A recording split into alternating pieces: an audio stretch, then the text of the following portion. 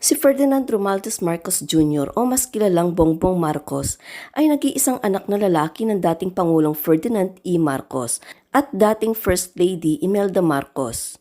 Si Bongbong ay ipinanganak noong September 30, 1957.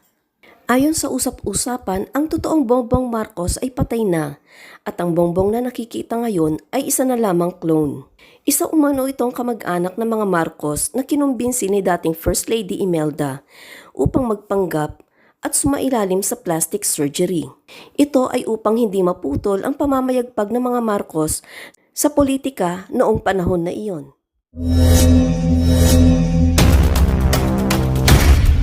In England for a few years.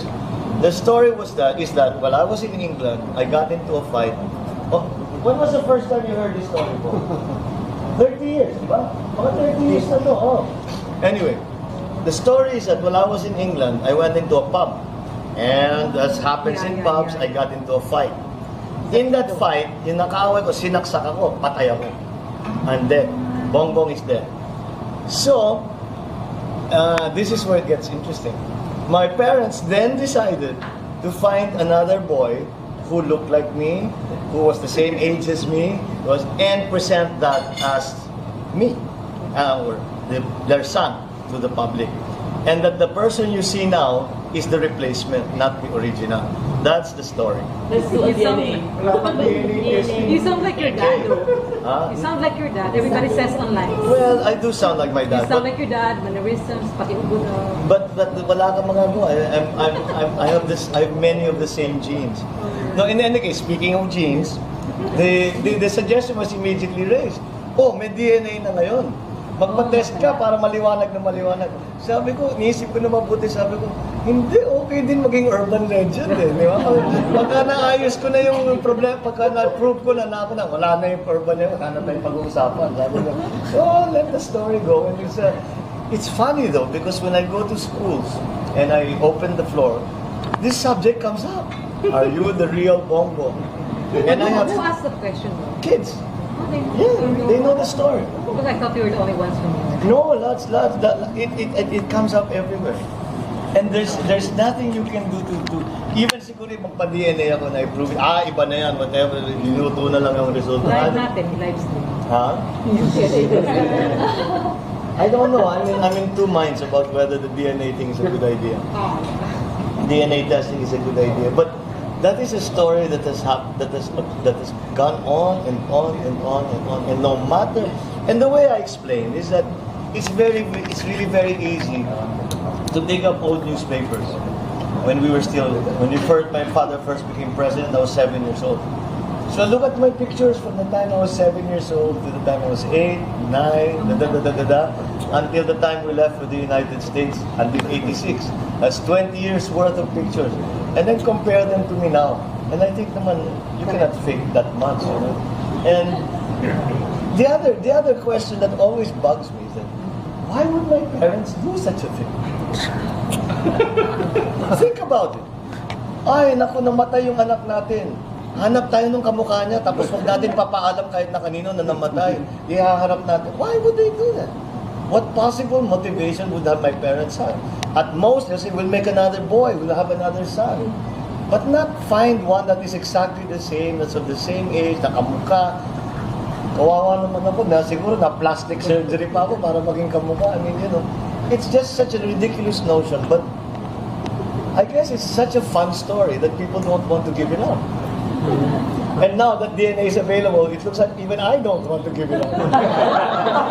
You've lived 30 years with it. No, I'm enjoying it too much already. Noong 1985 ay pangalawa ang Pilipinas sa buong mundo sa mga bansang pinakamalakas gumamit ng geothermal power. Ang apat nating 55 megawatt geothermal power plant sa Luzon ay naging susi upang mula sa 92% noong 1973 ay bumaba sa 57% ang ating pagkadependent sa Middle East oil na nakapagtipid rin sa atin ng bilyong-bilyong piso. Enerhiya ang maituturing na isa sa mga pinakaimportanteng naipundar ng pamahalaan ni Pangulong Marcos. Mula sa oil crisis ng 1973, binuo agad ang National Energy Program na naglalayong linangin ang iba pa nating mga energy sources. Umabot sa 20 power plants ang nakumpleto ng pamahalaang Marcos mula sa mga hydroelectric power plants gaya ng sa Angat, Magat at Pulanggi. Mayroon ring mga coal, thermal at geothermal power plants gaya na lamang ng nasa Makiling, Banahaw at Leyte. Hindi rin pwedeng kaligtaan ang Bataan Nuclear Power Plant na kung hindi sana ipinasara ng Administrasyong Aquino ay nakapaghatid sana ng malaking tulong sa ating lokal na produksyon ng enerhiya. Ang Rural Electrification Program naman ng gobyerno ay nakapagpailaw rin ng 2.7 million households na kumakatawan sa 45.6% ng kabuuang bilang nito noong 1986. 1,270 munisipalidad, 19,680 barangay ang nabiyayaan ng kaginhawaang ito. Ang sektor ng enerhiya ay susi sa isang matatag na ekonomiya. Sabay sa pagtaas ng presyo ng krudo at langis sa pandaigdigang pamilihan, ay presyo rin ng ating mga lokal na bilihin, transportasyon at iba pang pangangailangan. Bukod sa pagbawas ng ating pagkadependent sa Middle East oil, ay sinabayan pa ito ng paglikha ng OPSF or Oil Price Stabilization Fund na siya namang nagsilbing safety net ng gobyerno laban sa pabugso-bugsong paggalaw ng presyo ng krudo sa pandaigdigang pamilihan.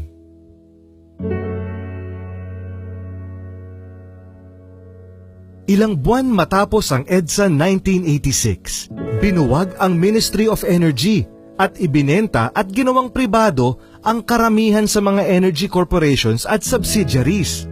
Ngayon, ang Pilipinas na ang may pinakamataas na presyo ng kuryente sa buong Asya.